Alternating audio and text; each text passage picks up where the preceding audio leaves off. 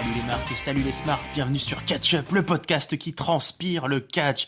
Ici, plusieurs fois par semaine, on analyse, on critique, on décortique les shows de la WWE et consorts. Vive le catch sur Catch Up. Je suis Raphaël et je suis en compagnie pour ce dernier Monday Night Raw de 2021 et ce dernier Monday Night Raw avant Day One, le prochain pay-per-view. Je suis accompagné de l'inusable, de l'infatigable, de Tonton Chris. Comment ça va, Tonton ? Oui, vive le catch, c'est d'actualité. Salut Raphaël, yeah, de retour pour reviewer le vaisseau amiral de la WWE, mesdames et messieurs, peuple de catch-up. Comment ça va Raphaël hier? Bah écoute, ça va bien. J'ai vu que t'étais chaud à SmackDown, donc j'imagine que ce soir c'est tout aussi chaud pour Monday Night Raw. En tout cas, c'était chaud que j'ai attaqué ce show. On verra ce qu'il en est ressorti à la fin. Mais ouais, on est reparti sur des bonnes bases avec l'ami Géliel, avec un SmackDown de Noël très festif. Là, nous sommes à Monday Night Raw. On est encore dans l'esprit de Noël, dans l'esprit des fêtes, puisque c'était donc le Raw du 27 décembre 2021 à Détroit dans le Michigan. Et bah oui, hein, on est parti. C'est parti pour ce dernier Monday Night Raw, le dernier de l'année. Le tout dernier de l'année, ouais. T'imagines un peu, après une année forte en émotion à la WWE, et bah ça y est, on est arrivé dans le fameux dernier Raw de l'année.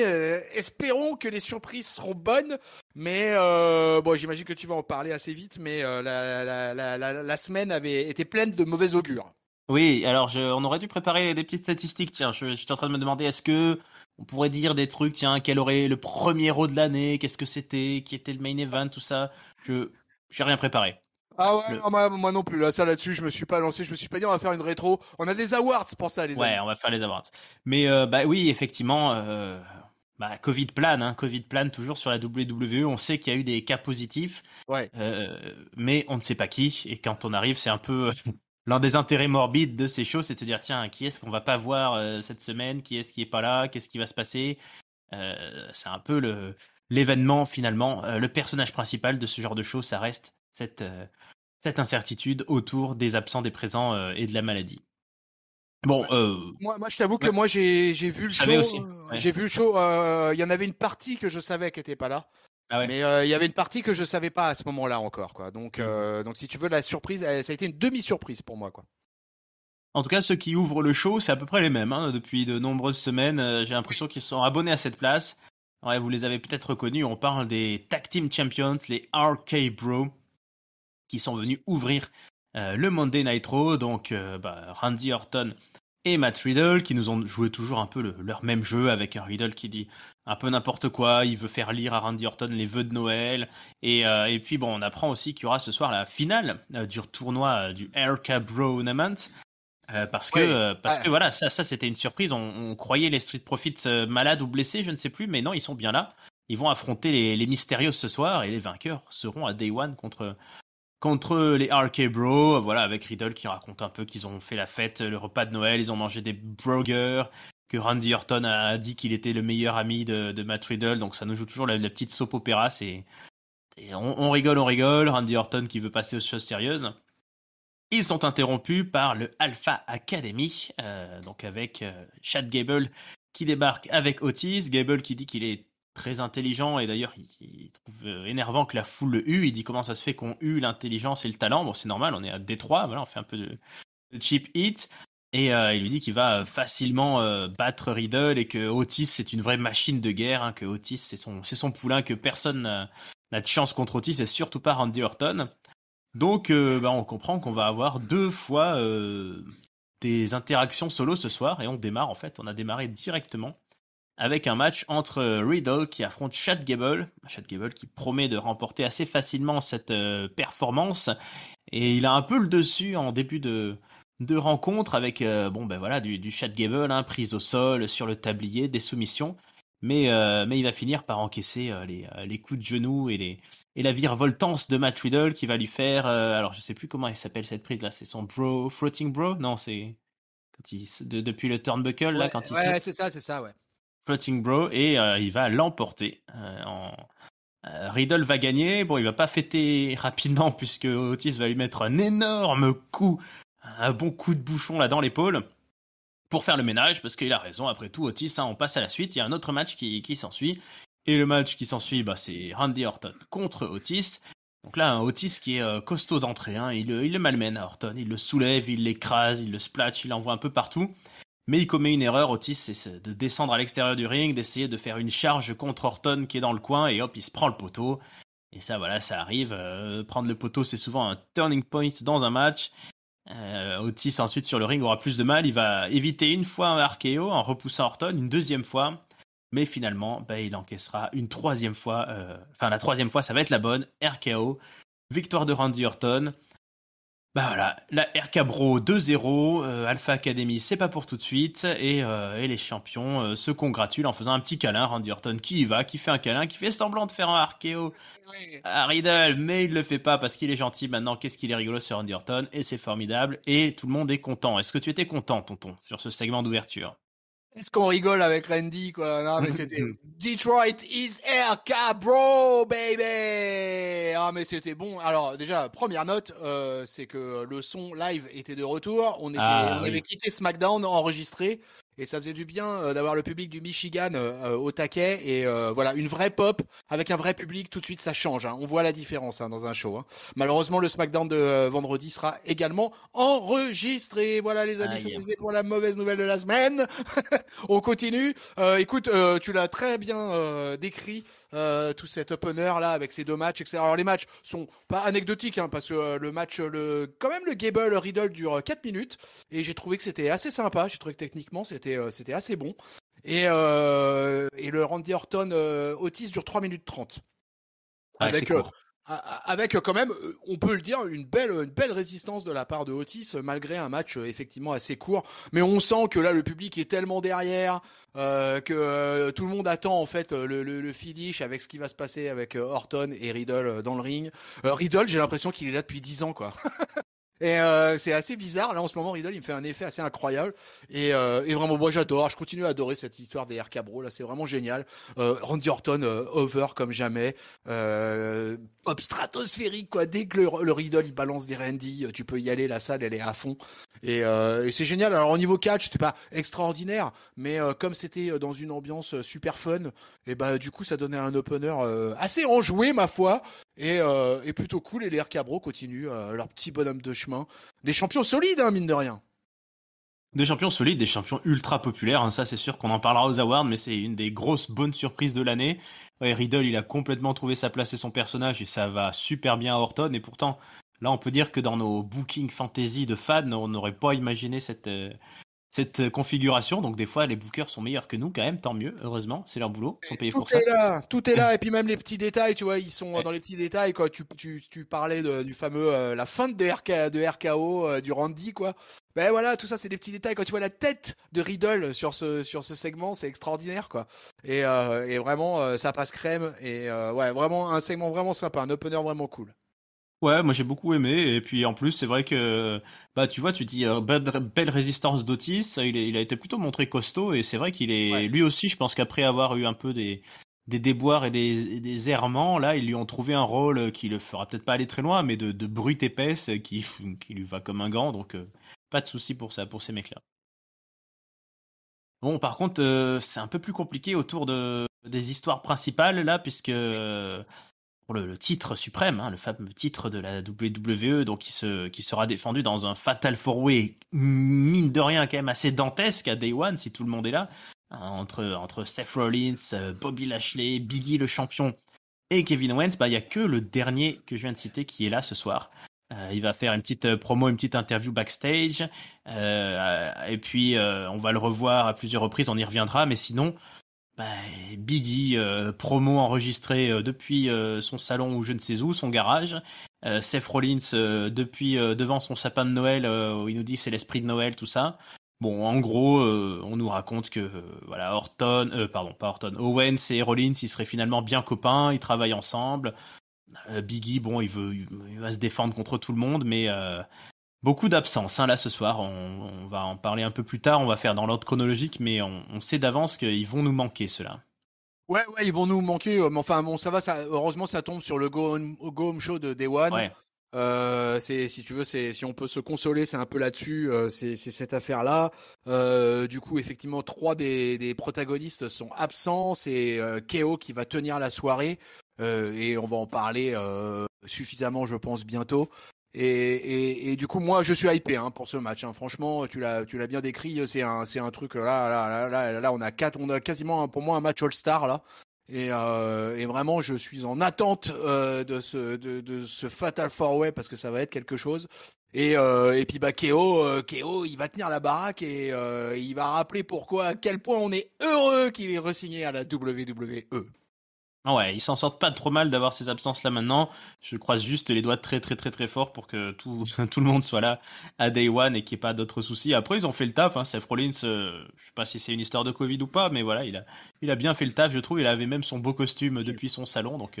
Ouais, Seth Rollins, Biggie, Lashley, tous là, ils sont tous dans l'histoire Ah du ouais. Covid. Là, ouais. Là, si tu veux, la liste est longue en plus.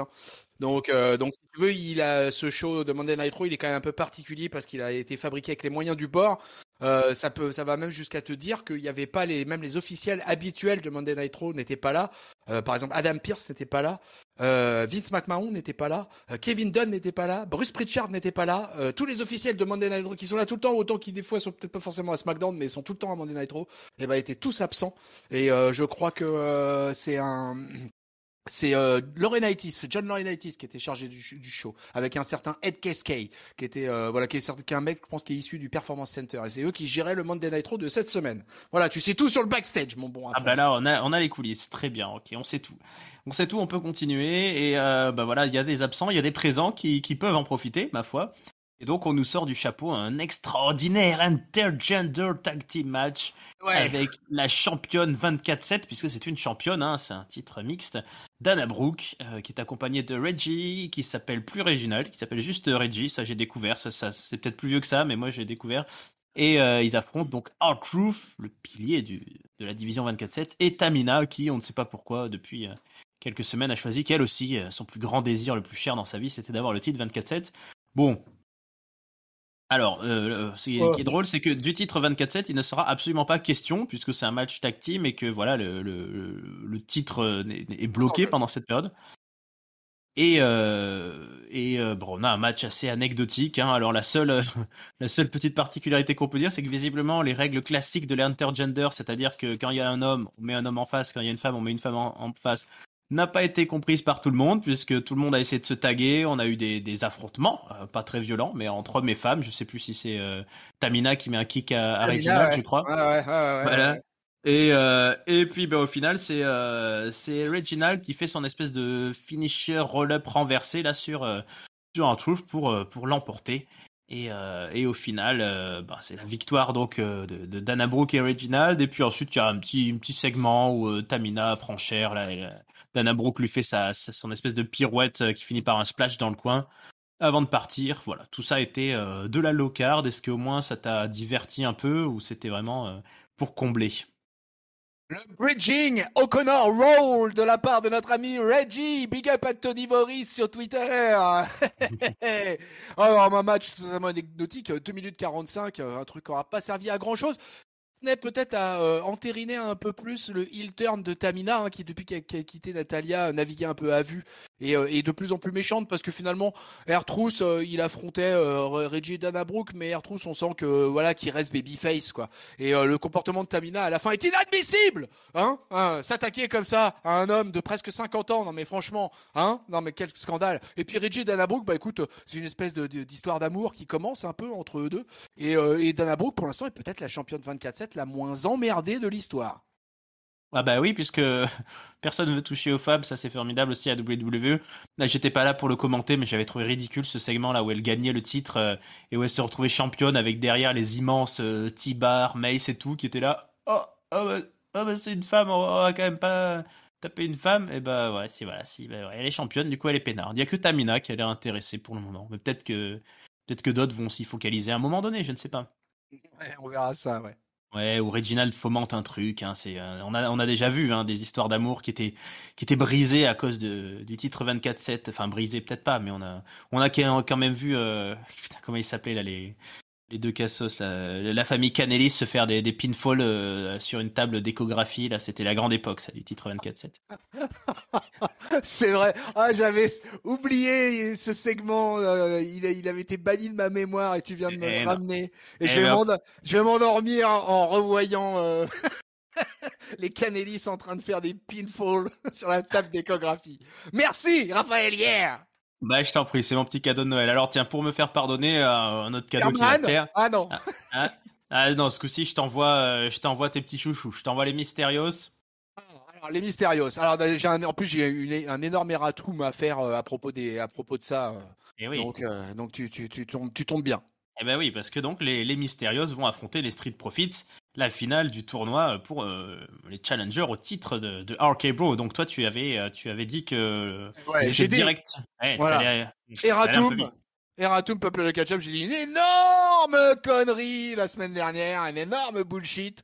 Je sais pas pourquoi, j'ai revérifié en plus, mais c'est tout simplement parce qu'en fait j'ai mal interprété le match. C'est-à-dire que en fait, je vous ai annoncé que les Los Mysterios étaient déjà qualifiés finalement contre Randy Orton et enfin contre les RK Bro, et en vous disant ouais, ils ont gagné le tournoi, machin, etc., etc. Mais en fait, non, le match qu'ils avaient gagné l'année dernière, la semaine dernière, c'était le number one contender pour devenir en fait le number one contender et participer à ce match pour devenir le number one contender face aux Street Profits, quoi. Donc j'ai dit une grosse connerie, donc je m'en excuse, peuple de catch-up. Bien bassement. Acknowledge me. Mais alors, peuple de catch-up et tonton Chris, était-ce une grosse connerie ou était-ce un spoiler? On va voir ça. Ouais, on va voir ça de suite. Alors, les Mysterios, ils sont tous de rose vêtus, m'ont rappelé un petit peu les Matadores d'ailleurs. Et ils affrontent des Street Profits qui ont un peu changé de style aussi, hein, avec Montez Ford qui est moins virevoltant, là, qui a mis ses petites dreadlocks, qui est un peu plus sérieux. C'est le.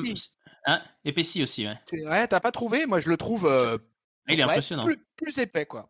Ouais. Et on a un match quand même globalement de très bonne qualité. On va en parler, Ouais. mais avec beaucoup de moves et de suspense. Hein. Moi, j'ai trouvé ça énormément échangé de part et d'autre. Dominique qui a sauté depuis le ring pour descendre sur.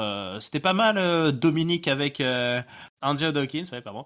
Ouf, fatigué. Et Montez Ford qui était plutôt avec Rey Mysterio. Enfin, il m'a semblé que ça combinait un petit peu comme ça. Les Mysterios ont eu des gros moments. Hein. Il y a eu l'enchaînement 619 de Rey Mysterio, le Frog Splash de Dominique, hein, qui a fait son petit hommage à son papa d'adoption, son tonton Eddie. Mais ça a fait simplement 2,5. Bref, les Mysterio avaient le match pas mal gagné, mais Dawkins a renvoyé justement Rey à l'extérieur du ring, là, en le faisant tomber face contre terre. Et ça a permis à Montesfort de prendre les devants. Ils ont pris le petit Dominique sur les épaules. Hop, ils ont fait le finisher, le blockbuster. Et les Street Profits l'ont emporté pour devenir donc officiellement les challengers au titre de RK Bro. Donc ça nous promet un très gros match. On a eu déjà un beau match là. Par contre, à ma surprise, on n'a pas creusé les tensions entre les Mysterios qui ont plutôt fait le match efficace. Il n'y a pas eu de dispute, il s'est rien passé. À la fin du match, on ne les verra pas d'ailleurs, on verra juste les Street Profits célébrer avec la foule. Et donc on avance un peu d'un cran dans cette histoire de la scène tag team. Est-ce que tu as pris 10 bonnes minutes là de régalade? Ouais, c'était très bien comme ça, 12 minutes même, 12 minutes de régalade, quoi. Donc ça fait plaisir. 12 minutes. Comme tu l'as dit, un bon match, quoi. Vraiment, c'était vraiment cool, quoi. Alors, avec deux équipes aux alignements babyface, avec les Street Profits aussi qui avaient ressorti les tenues de NXT. Alors, je sais pas si c'était un clin d'œil ou si c'était une espèce de total hasard, mais en tout cas, moi, j'ai trouvé ça assez sympa de les revoir avec ces tenues-là. Et comme je l'ai dit, Montez Ford que je trouve assez épaissi, que j'ai l'impression qu'il travaille beaucoup à la salle, que je trouve qu'il a pris beaucoup de bras, entre autres. Mais par contre toujours spectaculaire, toujours ce splash de folie. Alors les Mysterios, hein, Ray, bon, Ray, y a pas de problème, Ray, ça déroule. Hein. Alors Dominique, alors j'ai vu sur le Discord, il y a Wallagan, je crois par exemple, qui s'en plaint un peu, hein, qui dit que ça botche et tout. Alors je suis assez d'accord avec toi, Wallagan. Il y a eu quand même plusieurs phases où il a botché, en particulier sur le double 619, mais je lui en veux pas parce que je pense qu'il est perturbé. Il s'attend à avoir papa qui arrive avec lui en double et puis en fait il arrive tout seul et du coup il foire un peu. Derrière il passe un kick pareil quand même très limite mais que Montesford vend super bien donc ça sauve un peu le truc. Mais sorti de ça, voilà, à part quelques approximations, mais Dominique il reste jeune, mon ami Wallagan, il reste jeune le Dominique, hein, il apprend. Et on en reparlera dans 10 ans. On en reparlera au dernier Raw de l'année 2031. Ouais, voilà, allez, parlons-y. Faisons un pari là-dessus. Mais en tout cas, c'était un super match tag team. Je suis content, on va avoir une belle finale. Encore donc bien là, face contre face, Street Profits versus RK Bro. Ça va être excellent. Donc écoute, je suis emballé un peu par la tag team division de Monday Night Raw ces derniers temps. Ben, tant mieux, très bien. Moi, j'ai été plutôt content aussi de la performance du match. Et en plus, c'était un vrai match de number one contender avec du suspense. Ça aurait pu être n'importe laquelle des deux tag teams, hein. Il y avait de la place pour le shot. C'est vrai, Donc, c'est vrai. Et ça se termine. D'ailleurs, tu l'as dit. En fait, ça se termine. Il n'y a pas de problème entre père et fils et tout ça. Ça se termine d'une manière super clean. Les Street Profits célèbrent avec le public. Tu vois, enfin vraiment une ambiance bon enfant. sans haine ni violence, comme on peut dire. Sans armes ni haine ni violence. Sans armes, ni haine, ni violence. Alors de la haine, on a un petit peu plus dans le segment qui suit, puisque c'est une tag team qui n'existe plus. Hein. C'est la tag team, les champions tag team de WrestleMania, AJ Styles et Omos ne sont plus copains. Voilà, il y a eu la dispute la semaine dernière, et ce soir, Omos n'est pas là. Ouais. Parce qu'on sait pas trop quand devait avoir lieu ce match. Hein. Omos, il avait dit la prochaine fois qu'on se recroise, c'est pour s'affronter, mais il avait pas. C'était lundi. Ah non, c'était lundi. C'était annoncé. C'était annoncé. C'était annoncé. C'était D'accord. annoncé à ce Monday Night Raw. C'était annoncé à ce Monday Night Raw. Bah, désolé, cher public, ça n'aura pas lieu. Hein, on peut le dire. Non. AJ Styles arrive et il nous dit que voilà, il sait pas. Omos c'est pas là, mais lui, ben voilà, il a pas peur d'Omos. Il est prêt. Il est prêt à l'affronter. Il a eu il a eu une longue carrière. Ça fait 20 ans qu'il affronte. Il en a vu des géants arriver et repartir. Mais AJ Styles, lui, il est le seul. Il est le seul et l'unique phénoménal. Et là, tout d'un coup, il se rend compte que dans le public, il y a un mec qui tient une pancarte. Et AJ Styles le reconnaît parce qu'AJ Styles, croyez-le pas, la semaine dernière, il allait faire un petit tour à NXT 2.0. Qu'est-ce qu'il allait foutre là-bas? On ne sait pas trop encore et on ne sait pas trop encore où tout ça va le mener. Mais il croise Grayson Waller, qui est voilà, une nouvelle superstar de ce NXT 2.0, là, un nouveau petit rookie, qui du coup débarque sur le ring et se présente, voilà. Et alors, bon, c'est pas une ambiance très chaleureuse, hein, clairement. Grayson Waller, il dit à AJ Styles, quand Omos t'aura défoncé, moi je te prendrai ta place. AJ Styles lui dit, voilà, toi t'es pas une star, t'as rien à faire ici. Ici c'est la place des stars, t'es pas encore au niveau, t'es très loin d'être là. Donc il y a une Juste pour appuyer sur un truc quand même, c'est que Grayson Waller, quand il passe la barricade et qu'il prend le micro, je trouve que c'est assez juste ce qu'il dit parce qu'il dit bah après tout, toi la semaine dernière, t'es venu à NXT quoi, et je vois pas pourquoi moi je pourrais pas m'inviter à Monday Night Raw cette semaine quoi. Donc j'ai trouvé que c'était que ça, son entrée en matière pour venir avoir une petite confrontation avec AJ Styles était plutôt bien trouvée de la part du jeune. Ouais, bah lui, il était à l'aise, hein. Il a dit, d'ailleurs, il a un peu dit ça tout le temps. Il a dit, ouais, il regardait autour de lui, il dit, ouais, c'est pas mal d'être là et tout, ouais, c'est bien quand même d'être à Raw. Bah oui, c'est sûr, hein, ça fait du monde, hein. C'est quand même la biggest stage de l'entreprise et du métier. Mais bon, AJ Styles, voilà, essayer de lui faire comprendre quand même qu'il faut respecter un peu l'ordre établi. En plus, Styles, comme certains de ces superstars WWE qui ont été signés sur le tard, il aime bien nous rappeler aussi qu'il a mis 20 ans avant d'arriver là, donc il est un petit peu réac des fois sur les bords. AJ Styles, il faudrait que tout le monde en bave autant que lui. Bon, ça dure pas très longtemps cette interaction puisqu'ils sont interrompus par Apollo Crews qui débarque avec son fameux Commander Aziz et ils vont faire fuir le petit rookie d'NXT, là, Grayson Waller, qui va pas rester plus que ça. Il n'insistera pas. Voilà, il insistera pas. Donc, en gros, voilà, Apollo Crews, il nous dit, bah voilà, toi t'as perdu ton géant, mais moi j'ai toujours le mien et mon géant à moi, il veut venir te défoncer. Aziz, qui parle pas souvent, nous dit quelques mots. Voilà, il dit AJ Styles, ce soir, te défie pour un match. AJ Styles, il a envie visiblement de passer ses nerfs. Il dit, ok, mais qu'est-ce qui s'est passé là, tonton Chris? Tu vas peut-être pouvoir nous expliquer.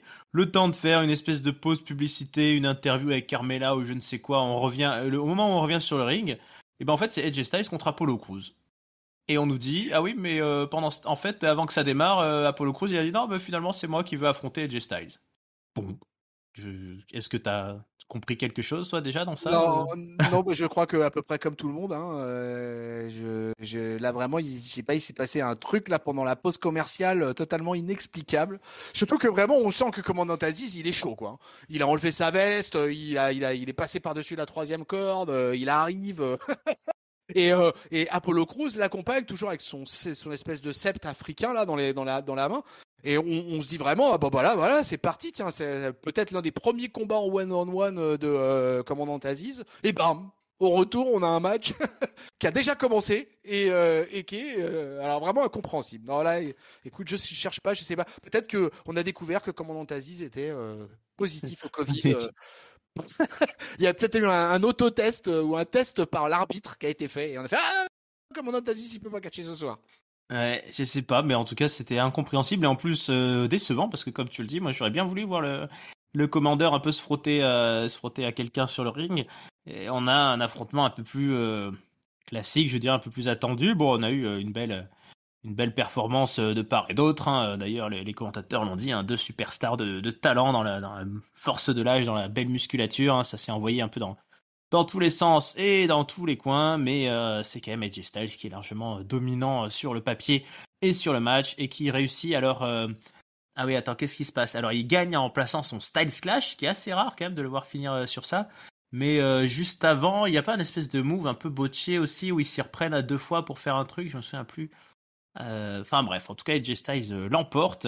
Et ensuite, il va même rajouter une petite couche, puisque quand le commandeur Aziz remonte sur le ring, et ben AJ Styles, qui fait mine d'être parti, revient lui envoyer un phénoménal forearm dans la tronche. Et voilà, finalement, c'est le vétéran du duo Styles-Omos qui part un peu en run babyface, là, et qui a fait face à l'adversité venue du fin fond du Nigeria. Est-ce que ça t'a plu tout ça ou est-ce que ça collait un peu les morceaux des absences des uns et des autres? Ouais, alors écoute, malgré tout, c'était quand même assez anticlimatique, hein, l'histoire de Aziz remplacé par Apollo, tout ça sans aucune explication. Donc du coup, tu perdais un petit peu de temps à te mettre un petit peu dans le match avec Apollo, quoi, en cherchant à comprendre le pourquoi du comment, quoi. C'était à croire qu'ils savent pas, ou alors que les mecs ont écrit des trucs et puis qu'ils se rendent compte, tu vois, juste avant la cloche que ah merde, mais on avait écrit ça en fait, c'est pas ça qui doit se passer, tu vois, et qu'il y a un mec qui se précipite au micro dans la Gorilla Position pour parler dans l'oreillette de l'arbitre, quoi. Ça fait un petit chouille amateur quand même sur les bords, quoi, je trouve, quoi. Et c'est assez surprenant de la part de la WWE qui quand même pratique pas ce genre de choses, quoi. Donc là, on sent quand même qu'il y avait dans tout cet épisode qu'il y avait un peu de la panique à bord avec tout ce qui se passait avec le Covid, avec les absences, avec les réécritures de shows, avec les absences d'officiels, etc. Donc, je crois que ça a retransmis cette panique. Heureusement, après derrière, Edge Styles et Apollo qui nous sortent un match de 11 minutes et un match bon et en plus qui fait son office en termes de storyline. C'est-à-dire que grâce à ce match, Edge Styles peut entériner complètement son face turn malgré l'absence de Omos qui lui inaugure son premier no-show. Edge Styles il en profite et avant même d'avoir lancé le match contre Omos qui je pense était prévu certainement pour faire passer le face turn de notre ami AJ, et là on a pu le faire passer face à Apollo Crews et Commandant Aziz et du coup je trouve que c'est plutôt bien joué ça et AJ Styles a fait tout ce qu'il fallait avec le public au fur et à mesure du match face à Apollo se transforme de plus en plus en babyface. Quand il réussit à sortir de soumission, il est là au sol avec le poing levé regardant scrutant un peu discretos la foule et tout pour voir comment ça réagit et puis plus ça va fort avec Aziz et Apollo et plus on sent que le public est de plus en plus derrière lui et puis qu'au bout d'un moment les Edge Styles commencent à résonner dans tous les sens et je trouve que c'est une très bonne nouvelle. Je trouve que Monday Night Raw manquait de babyface en solo et un vrai très bon babyface et Edge Styles peut être un excellent babyface. Donc pour moi c'est une bonne nouvelle de ce Monday Night Raw et puis finalement la fin ça part un petit peu en cahuète, mais c'est plutôt sympa. Alors, est-ce qu'ils vont en profiter? Moi, je vais terminer là-dessus.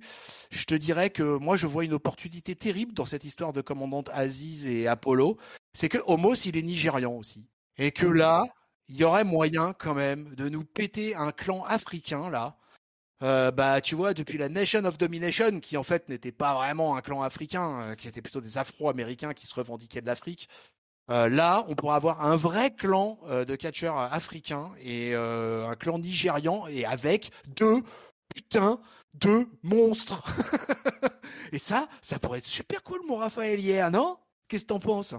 Ouais, tant qu'ils nous font pas des promos face caméra dans les backstage pour nous expliquer comment on dit le mot violence en nigérian là et qu'ils ont toujours grandi dans la violence.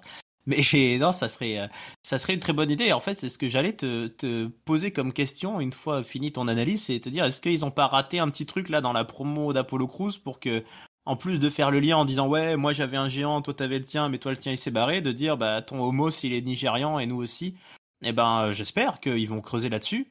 Je Peut-être sais qu'ils n'y pas. avaient pas encore pensé, en fait. Et si tu veux, Ouais, peut-être que peut-être. justement, dans la précipitation de l'écriture du show, et peut-être que quand ils sont venus backstage, tout ce beau monde, on a dit, tiens, mais ouais, en fait, Homos avec Apollo et Aziz, mais ça serait quasiment une alliance naturelle, quoi. J'espère qu'il y a un mec qui s'est dit ça backstage. Hein. Sinon, bah écoute, Raphaël, on l'a déjà dit, hein, on va aller faire un tour à Stamford, là, et on va aller leur montrer comment on écrit un Monday Nitro.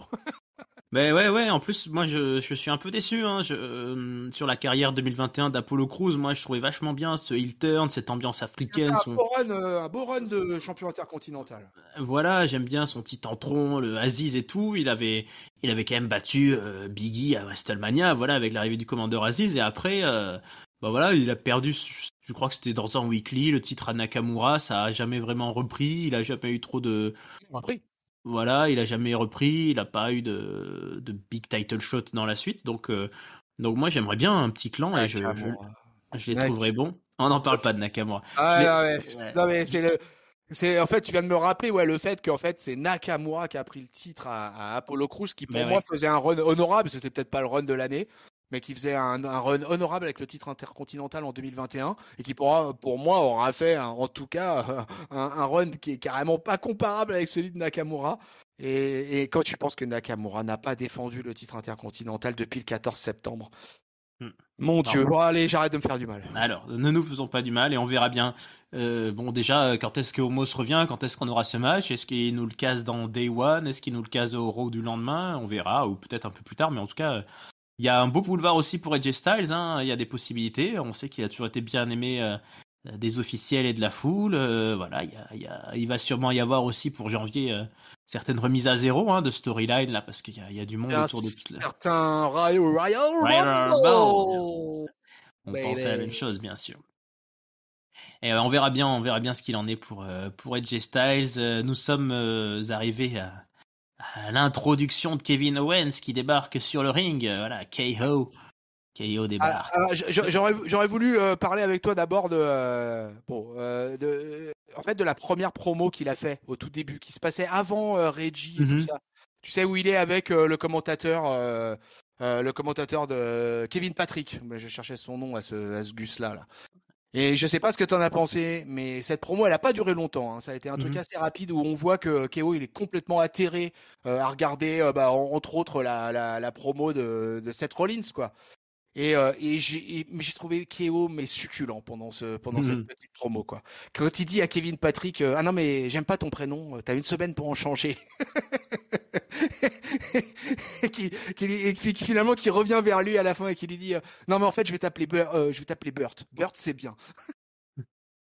Ah, Ouais, mais je trouve Keo mais fantastique au micro et donc là voilà là, tu vas le réenchaîner avec à nouveau le Keo en promo. ah bah KO en promo sur le ring, effectivement, donc on en avait un petit peu parlé au début backstage. Moi, il raconte alors toujours ces histoires de qui dirige qui. Voilà, est-ce que c'est lui qui a pris la décision, d'attaquer, Biggie et Lashley? Est-ce que c'est Rollins, c'est son pote ou pas? Qui est la tête pensante? Voilà. Bon, Rollins, il a assez évacué le truc assez vite, hein. Il a dit c'est Noël. Si Kevin Owens veut prendre tout le crédit, bah vas-y, prends-le.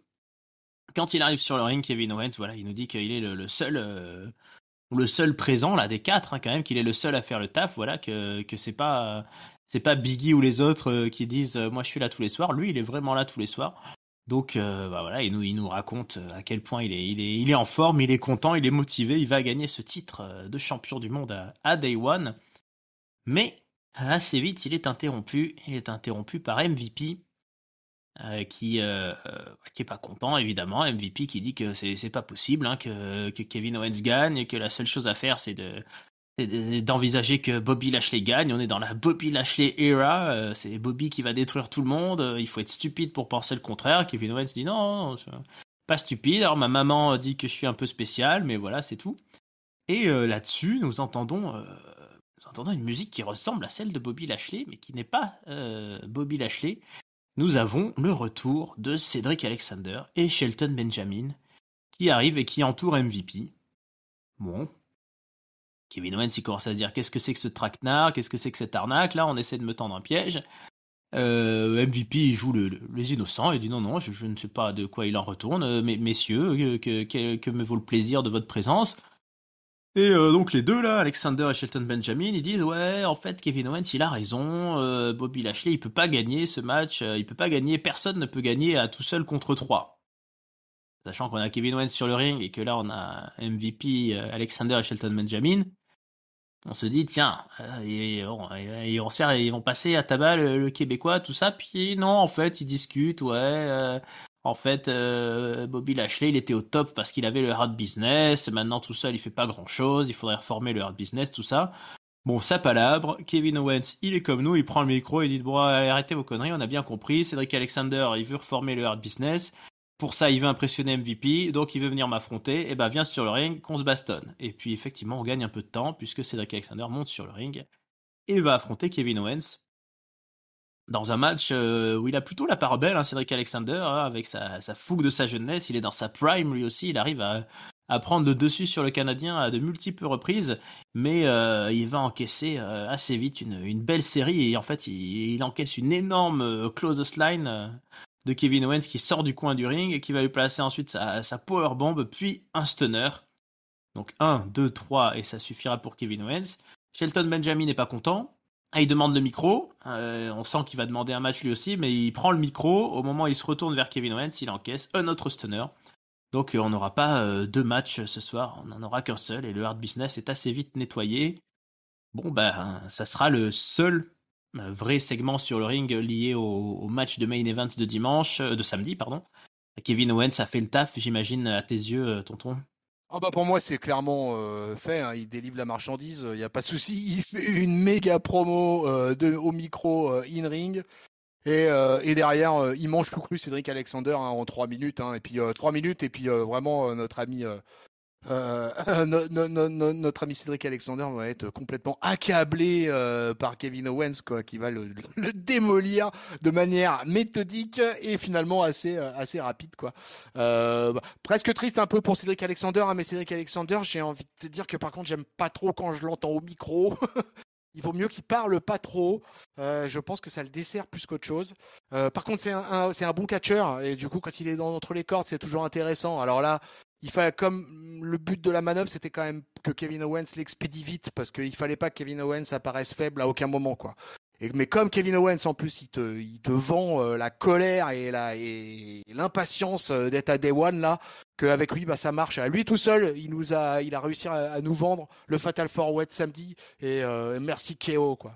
Ah, qu'est-ce que je suis content que le Québécois il reste à la WWE et vraiment il y a peut-être un mois ou un mois et demi en arrière, j'étais assez sceptique sur le fait qu'il allait rejoindre un peu le main event pitcher, tu vois, à Monday Night Raw.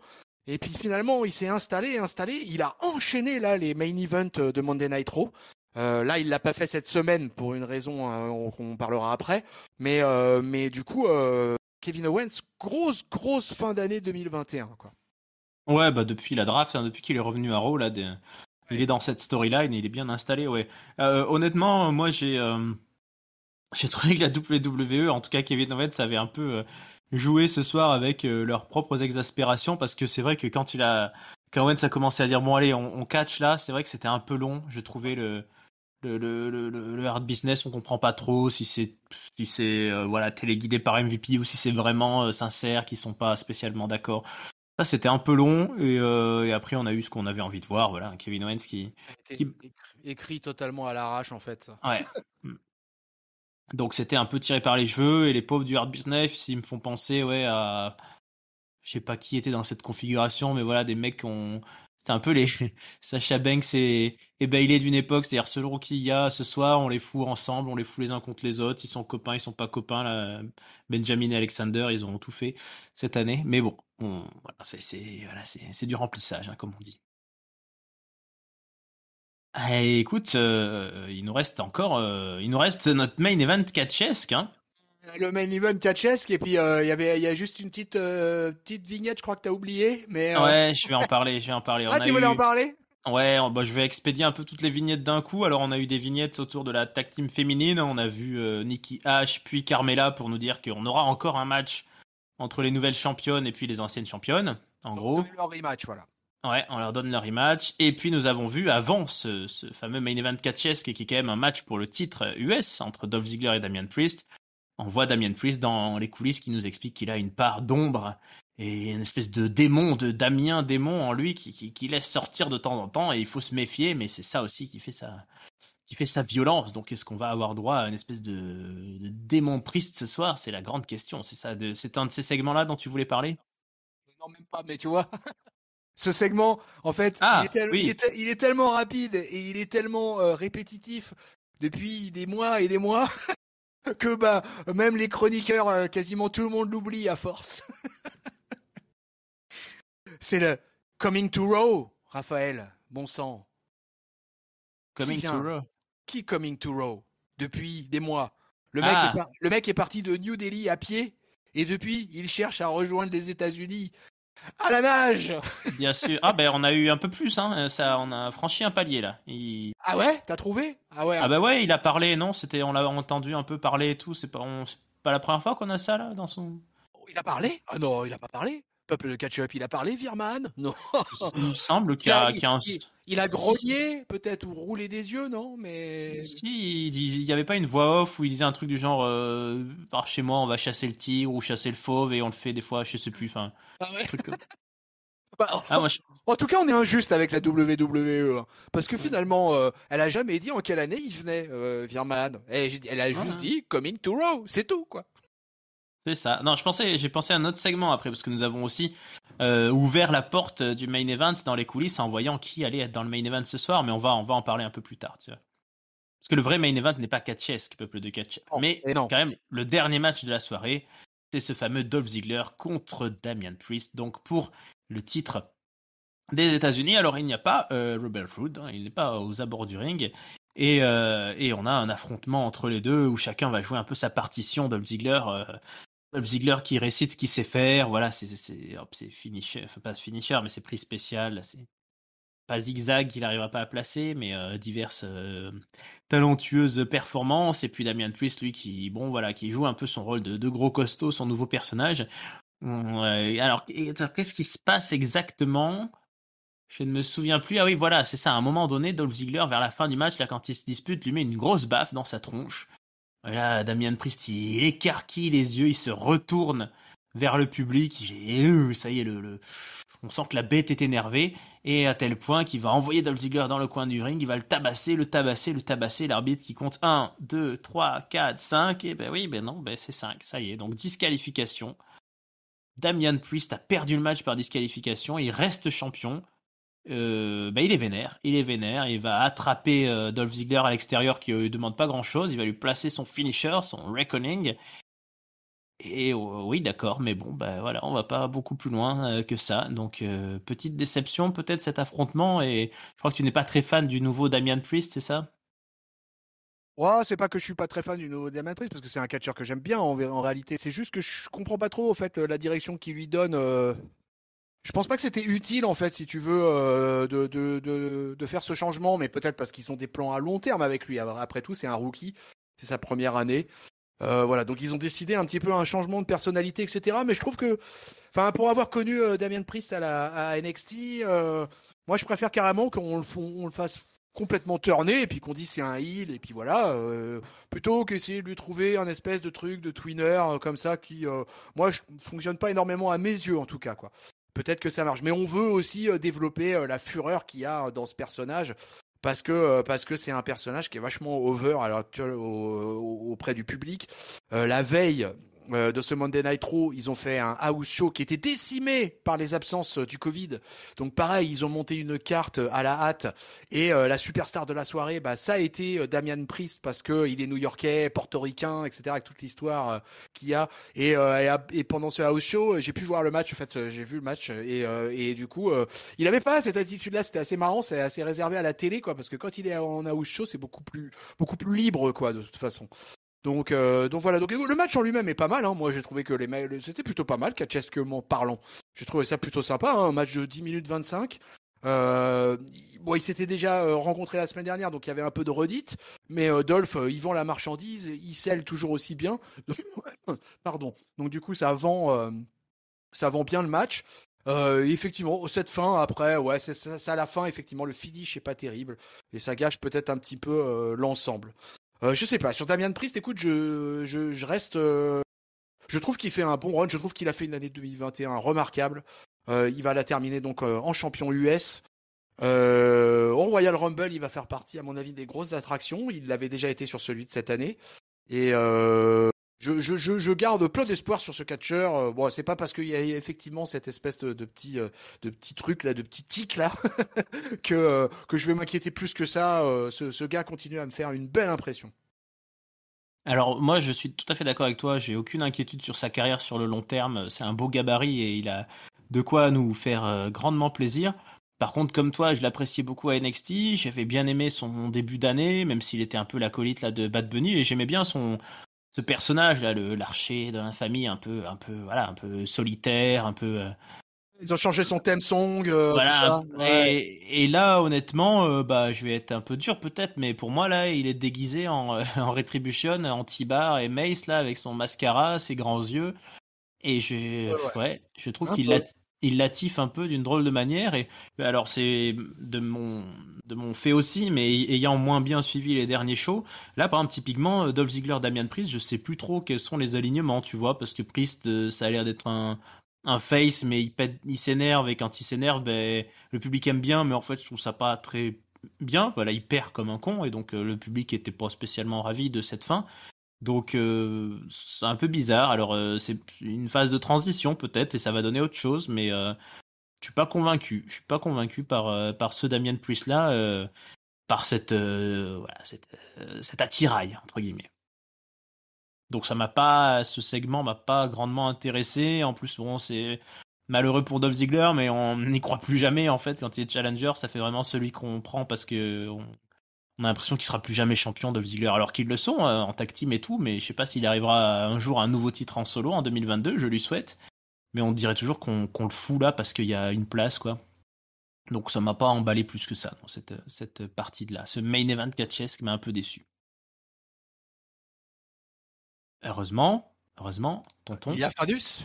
Ah ouais, heureusement, il y a fin. Heureusement, le vrai main event, on nous l'a bien vendu toute la soirée, hein.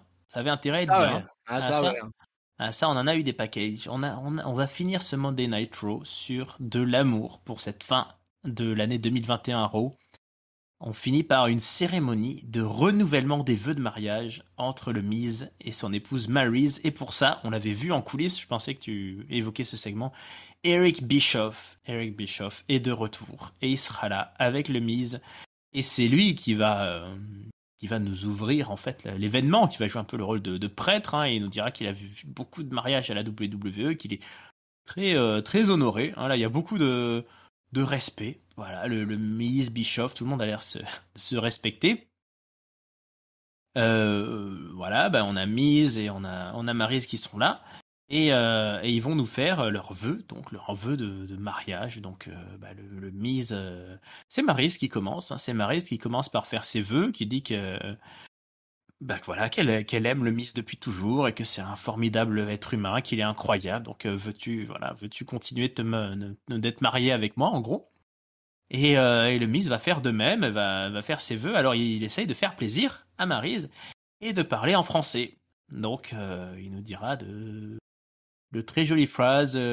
Tout est magnifique, tu es fantastique, je t'aime de tout mon cœur. Bref, Maryse lui dit non, mais parle plutôt anglais, c'est très bien. Bref, tout le monde se dit formidable, se dit oui, c'est très émouvant. Et là, Eric Bischoff dit bon, alors c'est le moment, si quelqu'un a une objection, qu'il se lève. Et puis, un peu comme Kevin Owens plus tôt, il nous dit bon, allez, c'est bon, on est à la WWE, on sait ce qui va se passer. Et évidemment, on entend la musique d'Edge qui débarque. Edge qui est le futur adversaire du Miz à Day One. Hein. D'ailleurs, je ne l'ai pas détaillé, mais ils en ont quand même beaucoup parlé, hein, que ce soit le Miz, que ce soit Maryse, tout le monde a évoqué Edge et cette méchante personne qu'il était d'après le couple star. Donc Edge arrive. Et qu'est-ce qu'il lui dit pas grand-chose. Il veut pas gâcher la fête et il vient juste dire attention. Alors il leur fait peur un peu. Il a dit attention, qu'est-ce qui se passe? Il regarde autour de lui. Le Miz il est un peu paniqué. Il dit qu'est-ce qui se passe? Qu'est-ce qu'il fait? Qu'est-ce qu'il a ramené? Quelle surprise? Et bon, Edge il rigole. Il dit je suis en train de me moquer de vous. Là, il y a rien. Je m'en vais. Allez, je vous laisse tranquille. Et il dit quand même. Mais est-ce que vous voulez vraiment un mariage blanc? Et là, et ça c'est formidable. Tout d'un coup, Maryse et The Miz sont entièrement recouverts d'un liquide noir qui tombe du plafond. Et ça, c'est formidable. Ça, on l'avait déjà vu justement sur Dolph Ziggler, sur Vicky Guerrero. Ça, c'est un truc à la John Cena d'habitude. Edge se prend pour John Cena, il a trouvé les bails. Donc nous finissons l'année avec Edge qui rigole devant le Titantron et le Miz et Maryse qui sont recouverts de pétrole et qui glissent comme des pingouins là sur la banquise. Et c'est formidable. Et est-ce qu'on a beaucoup ri? Est-ce que c'était le meilleur moyen de finir l'année? Tonton Chris, je te laisse nous donner ton avis sur ce main event. Quelle image pour finir l'année! Quelle image pour finir l'année de Monday Night Raw, tu vois? Ouais. On aurait aimé voir un beau champion avec la ceinture, ou je sais pas Ouais. quoi, après un grand match, ou voilà, quelque chose, une rivalité hors du commun. Bon, là, on a la rivalité Edge versus The Miz qui, au demeurant, reste pour moi une rivalité plutôt de bonne qualité. Mais la WWE, comme souvent, a voulu nous coller un segment mariage ou renouvellement de vœux de mariage. Alors, sachant qu'à la WWE, 99,999% des mariages se finissent mal, donc on se doutait bien que ça allait mal se terminer. Moi, Edge m'a plutôt fait rigoler, en particulier quand Miz et Maryse ont commencé à s'énerver, à s'embrasser dans tous les sens et qu'il leur a dit de prendre une chambre, quoi, qu'il fallait se calmer un peu là. Et voilà que c'est. Et finalement, il les prévient, hein, il leur dit que c'est depuis le premier jour, ça fait des semaines qu'il cherche à l'embarrasser, à le mettre mal à l'aise, etc. Ben, cette fois, aujourd'hui, c'est lui et on n'en doute pas un instant, quoi. Alors après. Est-ce que c'est drôle ce genre de truc? Est-ce qu'on est client ou pas? Moi, j'avoue, des fois, il y a eu quelques comme mariages comme ça qui ont été faits, qui sont réussis, d'autres un peu moins. Là, je le mettrais plutôt dans la catégorie un peu moins. C'était un peu lourdingue. C'était plutôt, ce qui était plutôt amusant, c'était la présence de Bischoff finalement. Et puis la performance en français quand même du Miz qui est quand même catastrophique. On se dit que le mec est marié à une bilingue qui devrait quand même parler un petit peu le français. Je dis pas qu'il parle parfaitement le français, mais qu'il en parle un petit peu. Mais il est pas capable de sortir 3 phrases. C'est assez fou, quoi. C'est assez fou. Et d'ailleurs, on voit la tête de Maryse quand il tente à parler en français. Alors, il dérive même vers l'espagnol. Hein. Ouais. Et elle lui dit non, mais ça c'est de l'espagnol, ça. Donc vas-y, allez, reviens à l'anglais, quoi. Donc ça c'est ok. Et le petit truc, est-ce que tu sais, quand je citais les 999% de mariages qui se finissaient mal, est-ce que tu sais quel est le seul mariage à la WWE, mon bon Raphaël Yac, qui s'est bien fini?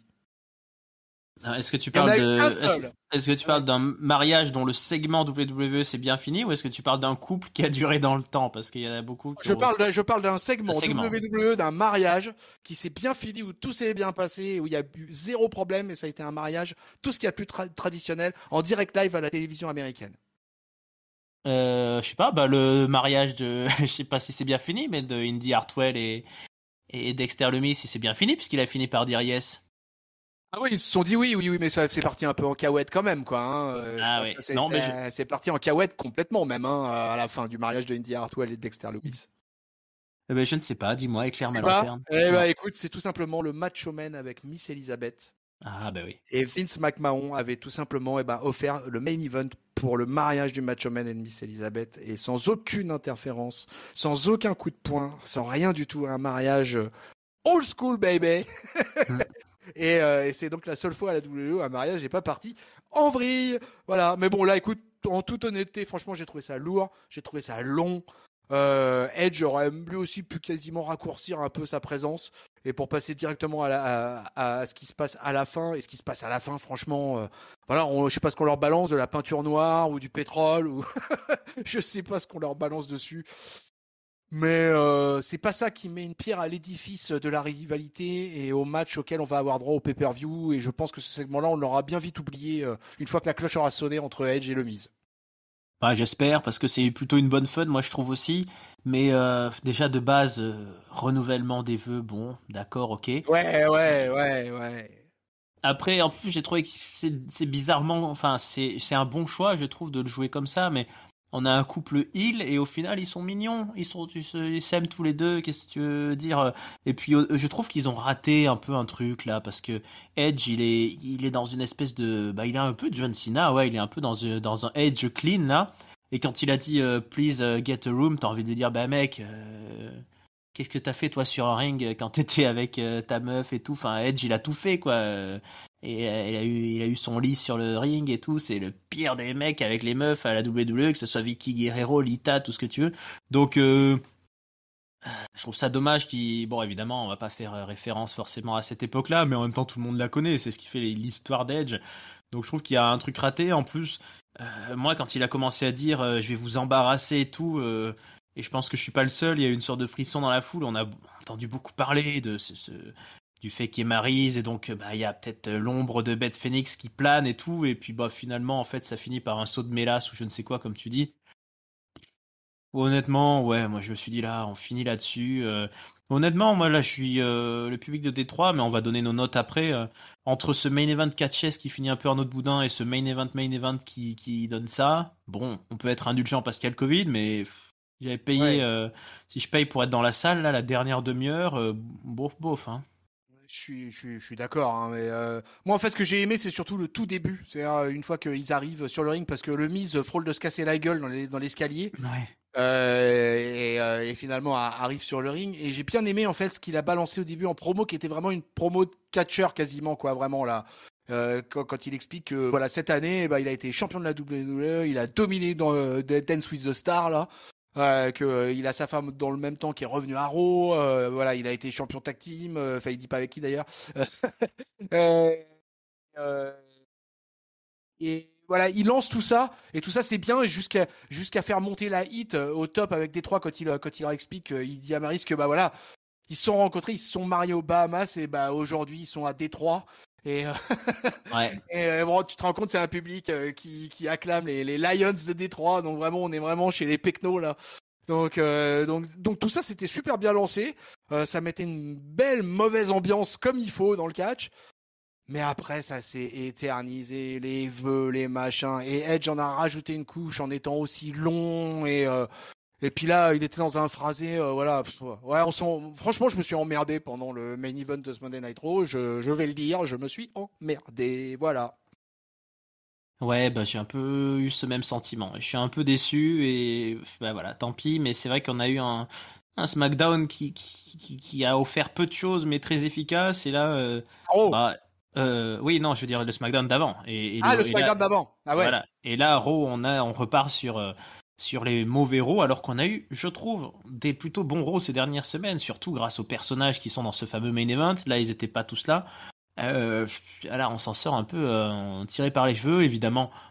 Le contexte, mais comme on dit, le contexte, le Covid, maintenant, ça commence à faire un peu 2 ans que c'est contextuel, donc ça n'arrête pas en fait d'avoir des moments où on dit oui, mais là c'est un show un peu spécial parce qu'il y a une vague de contamination, etc. Bon, ça devient un peu, ouais, c'est un peu dommage, surtout dans le côté.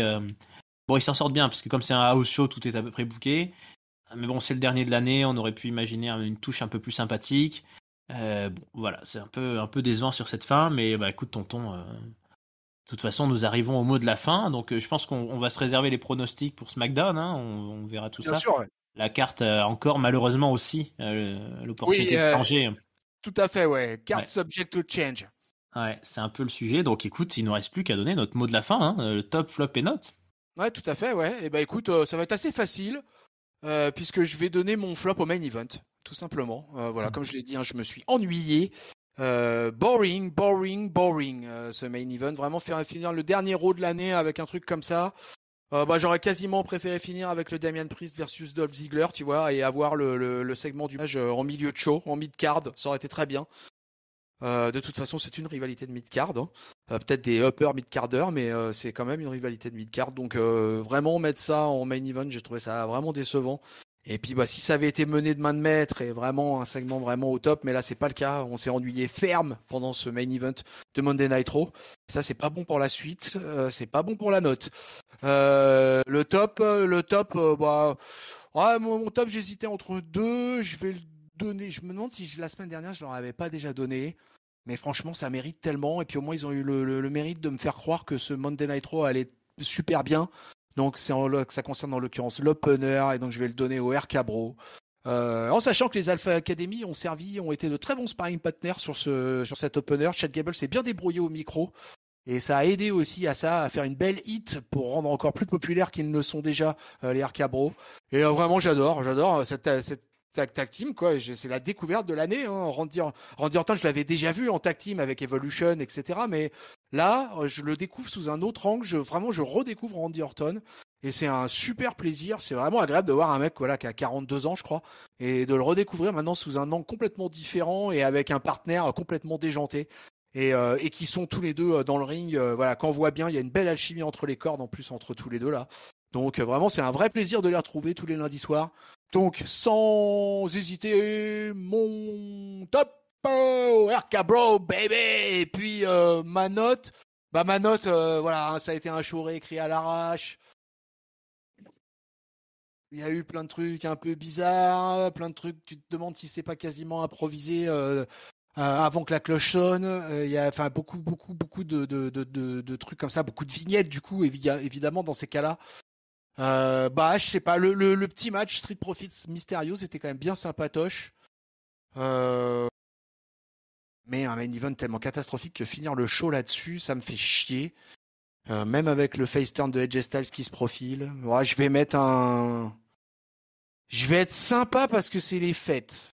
Je vais leur mettre un 2,75. Peut-être que dans d'autres circonstances, ça aurait été chaud. Mais là, je vais leur mettre un 2,75. Allez, adjugé. Adjugé vendu. Écoute, j'aurais pu garder les mêmes tops et flops que toi, c'est à peu près ce que je m'étais dit, donc je vais les personnaliser un petit peu plus. On va faire un hommage à cette année 2021, avec ceux qui avaient un peu débuté 2021 en feud justement. Donc je vais donner le flop à Edge, juste. Je sais pas pourquoi, ça m'a énervé Alors c'est pas sa faute à lui, mais voilà qu'il arrive pour nous faire du John Cena en couvrant le heel de Kaka ou de Mélas ou je sais pas quoi. Non, ça c'est pas bien, c'est pas son style à Edge. Donc flop à Edge et top par opposition à Randy Orton. Hein. Les deux étaient en antagonisme au Royal Rumble. Pour moi, Orton, effectivement, je suis impressionné. En fait, ce qui est dingue, c'est que Orton, on le connaît depuis toujours là. Et pendant longtemps, Orton me saoulait. En fait, pendant longtemps, je trouvais qu'il apportait plus rien. Et je me disais, mais en fait, un mec qui a été champion du monde à 24 ans, c'est un peu ce qu'on voit avec Charlotte aussi en ce moment. What, tu te dis, au bout de 10 ans, tu peux plus, même si t'es encore bon physiquement, même si t'es encore le même, en fait, tu peux plus te réinventer. Et Orton, en fait, je trouve qu'en 2020 et 2021, il a été extraordinaire, parce qu'en 2020, il a été le pire heel qu'il a jamais été, là, quand il attaquait Ric Flair, Shawn Michaels et tout, là, quand il attaquait les anciens, on l'avait jamais vu aussi détestable et aussi dangereux, je trouve. Et là, en un an, il est devenu ce bon pote, là, un peu ce daron, là, ce grand frère qui est un peu saoulé par le petit gigoto, mais qui laisse faire et qui sourit quand même en coin parce que ça le fait marrer les conneries. Donc, respect. Et très belle réussite. Et d'ailleurs, je pense que la team AJ Styles Homos dont on espérait tant, c'est quand même clairement aussi fait rouler dessus et passer devant parce qu'il y a eu ça, hein, parce qu'il y a eu alors K-Bro qui était pas prévu forcément dans les plans, mais sinon le spot était peut-être pour eux. Il l'était en début d'année, puis après ils se sont fait largement passer devant. Donc bravo Randy Orton et puis son acolyte. Et moi je suis un peu plus sévère hein, parce que justement j'ai trouvé que le show commençait bien. Et puis plus ça allait, plus je dis oh là là, puis des matchs même avec tout le talent de Kevin Owens ou autre, je suis sûr le truc avec MVP c'était long. Qu'est-ce qu'on a eu d'autre là? Je suis en train de me revoir un peu les segments sur ma carte. Ouais, bon. Apollo Crews, c'était décevant. Comment ils ont scénarisé ça avec le commandeur Aziz. Donc, moi, je mets 2,25. Je vais pas mettre la moyenne. C'est de mettre 2,25. Ah, je comprends. Moi, c'est juste parce que je suis d'humeur de Noël, quoi. Bah, très bien, bah écoute, reste le plus possible dans ta bonne humeur de Noël. En tout cas, tonton, ça m'a fait plaisir de faire une review avec toi et d'être de retour sur les ondes. Donc merci pour ta présence. Pareil, ouais, c'est vrai que ça faisait un petit moment là qu'on s'était pas croisé dans le studio, quoi. Donc c'est cool, mais c'est reparti. Et c'est reparti pour un tour, peuple de Ketchup. N'hésitez pas hein, à nous donner vos avis en commentaire, à interagir, à vous abonner bien sûr à la chaîne YouTube et puis sur toutes les plateformes de podcast, hein, Google Podcast, Spotify, Deezer, PodCloud. Vous pouvez aussi nous parler sur Twitter où nous sommes très actifs. Il y a page Facebook, compte Instagram Ketchup CDC. Et bien sûr le Discord de Ketchup, où on parle rubrique spoiler, rubrique WWE, rubrique AEW, rubrique catch même français, tout ce que vous voulez, on parle de catch, vive le catch, Vive le comme on catch, dit, oui. voilà, les plantes le disent, alors vive le catch, et vive le catch. Un petit appel, s'il y a parmi vous un spécialiste de Twitch, je cherche à prendre des cours en ce moment. Ah oui, voilà, prochaine étape, le Twitch live. Non, mais on verra, on va vous préparer de nouvelles émissions. On espère, on va essayer de se tenir à de bonnes résolutions pour 2022. En tout cas, on vous fera une émission Award, c'est sûr. Donc n'hésitez pas direct hein, sur le Discord ou autre à nous donner vos tops et vos flops pour cette année 2021 qui s'achève. En attendant, on va boucler nos ceintures, on va aller suivre SmackDown avec attention et puis on va se préparer vers Day One. Hein, c'est quand même une drôle de configuration, un peu inédite d'avoir ce premier jour de l'année, ce premier pay-per-view. On est chaud, on est motivé. Merci tonton Chris, ce fut un plaisir de t'avoir à mes côtés. Écoute, merci à toi, ça a été un plaisir de t'avoir de retour à la presentation et pour un hosting de qualité. Et écoute, j'espère que le peuple de Ketchup en aura profité. Bah, je leur souhaite, merci de nous écouter, passez de bonnes fins de fête, hein, une bonne transition vers la nouvelle année si on ne s'écoute pas, on ne se parle pas d'ici là. Et puis bah voilà, à très bientôt pour de nouvelles aventures pleines de catch. Ciao à tous. Salut Raphaël, yeah. Salut peuple de Ketchup.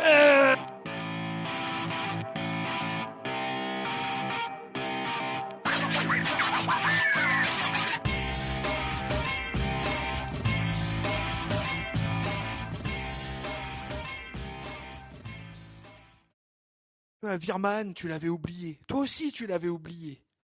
Bah, il était pas là, mais à cause du Covid, je pense. Ce mec, quand il arrivera, il faut qu'il soit champion du monde.